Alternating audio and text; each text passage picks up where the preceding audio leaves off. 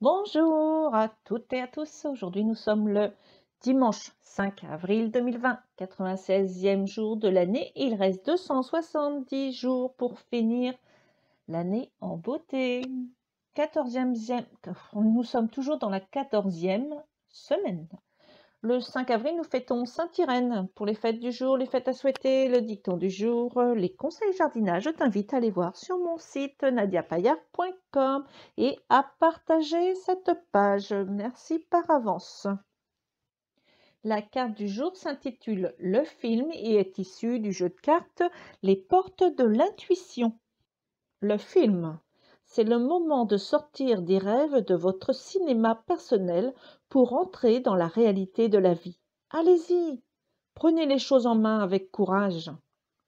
Interprétation et enseignement. Lorsque vous vous réfugiez dans vos rêves, vos projets hypothétiques, l'idée d'une vie meilleure, vous délaissez les rênes de la réalité. Vous fuyez votre responsabilité. Votre vie ne correspond pas vraiment à celle que vous espériez? Il se peut que des frustrations à répétition soient difficiles à gérer. Toutefois, affrontez ce qui est désagréable, car c'est la seule voie pour changer les choses. Revenez les pieds sur terre et trouvez votre force intérieure pour agir concrètement. Courage, vous pouvez beaucoup pour vous-même, pour que vos rêves chevauchent la réalité. Action. Faites une liste de ce que vous devriez faire pour changer les choses.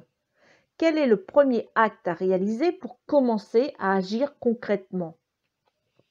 Pour développer votre intuition, repérez les moments où vous vous sentez en connexion très proche avec certaines personnes.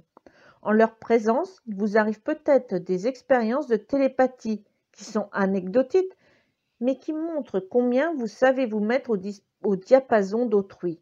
Prenez davantage conscience du fait que tout est lié et étroitement imbriqué, que nous baignons dans un océan d'énergie.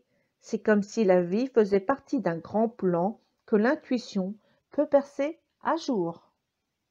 Donc je reprends la lecture du livre de Louise Hay, Transformez votre vie, et je suis à la troisième partie pour concrétiser toutes ces idées.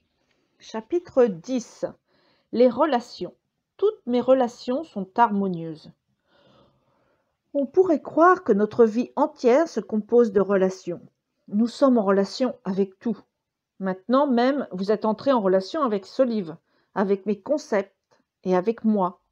Vos relations avec les objets, la nourriture, le temps et vos semblables reflètent chacune votre relation avec vous-même. Et la nature de cette relation dépendra principalement de vos anciennes relations d'enfant avec les adultes qui vous entouraient.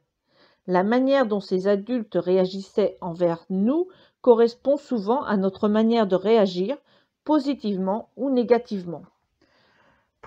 Pensez simplement aux termes que vous utilisez pour vous réprimander. Ne sont-ils pas ceux utilisés par vos parents lorsqu'ils vous grondaient? Quels mots utilisaient-ils pour vous exprimer leur satisfaction? Je mettrai ma main au feu que vous employez ces mêmes mots lorsque vous êtes content de vous. Peut-être n'ont-ils jamais exprimé une quelconque satisfaction envers vous. Par conséquent, vous ignorez comment être content de vous. Il est même possible que vous ne voyiez en vous rien qui mérite louange. Je ne veux pas blâmer nos parents, car nous sommes tous victimes de victimes. En effet, comment auraient-ils pu nous enseigner ce qu'ils ignoraient? Sandra Ray, grande spécialiste du rebirth, a mené des études très poussées sur les relations. Elle affirme que nos relations les plus importantes reflètent toutes celles que nous avons entretenues avec l'un de nos parents. Elle affirme en outre que nous ne réussirons jamais à créer les relations que nous désirons tant que nous ne serons pas libérés de ce premier lien parental. Nos relations nous renvoient notre image. Ce que nous attirons à nous reflète soit certaines de nos qualités, soit nos idées sur les relations. Ce concept s'applique aussi bien à un employeur, collègue, employé, ami, amant, époux qu'à un enfant. Ce que vous n'aimez pas chez ces personnes correspond à certains de vos propres comportements ou croyances. Ces individus composent votre entourage car leur manière d'être correspond à un prolongement de votre personnalité. Exercice. Les autres et moi. Pensez à quelqu'un qui vous déplaît. Décrivez 3 traits que vous n'aimez pas chez cette personne, que vous aimeriez qu'elle change. Maintenant, observez-vous consciencieusement et demandez-vous en quoi me ressemble-t-elle et lesquelles de mes actions sont-elles identiques aux siennes. Fermez les yeux et accordez-vous un certain temps de réflexion. Demandez-vous ensuite si vous désirez changer. Quand vous vous serez débarrassé de ces pensées et structures, ces personnes changeront d'elles-mêmes ou disparaîtront de votre entourage. Si votre patron ne semble jamais satisfait, observez-vous, soit cela correspond aussi à l'un de vos traits de caractère, soit vous pensez les patrons ne sont jamais contents. Si vous avez un employé qui néglige ce que vous lui demandez, regardez à quel niveau vous agissez de même et débarrassez-vous de cette structure. Il serait trop simple de les renvoyer. Cela n'éliminerait pas votre structure. Si l'un de vos collègues refuse de coopérer et de s'intégrer à votre équipe, cherchez en vous la cause de cette situation. Quel niveau de votre personne refuse de coopérer? Si l'un de vos amis ne vous paraît pas digne de confiance, introspectez-vous. Comment se manifeste en vous ce trait de caractère? Quand ne tenez-vous pas vos promesses? Ou n'est-ce simplement qu'une croyance? Votre amant vous paraît froid et distant.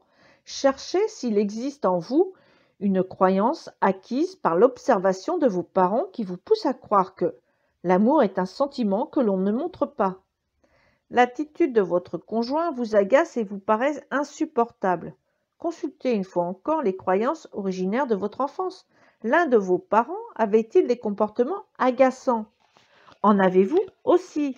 Si l'un de vos enfants vous irrite par certains de ses comportements, je parierais que vous les retrouvez chez vous. Les enfants apprennent en imitant les adultes qui les entourent. Débarrassez-vous donc de ces comportements et vous remarquerez qu'ils disparaîtront aussi chez votre enfant. La seule manière de changer les autres consiste à préalablement opérer ce changement en soi. Modifiez vos structures et vous constaterez qu'ils changent aussi. Vos reproches resteront sans effet. Il signifie uniquement que vous abandonnez votre pouvoir.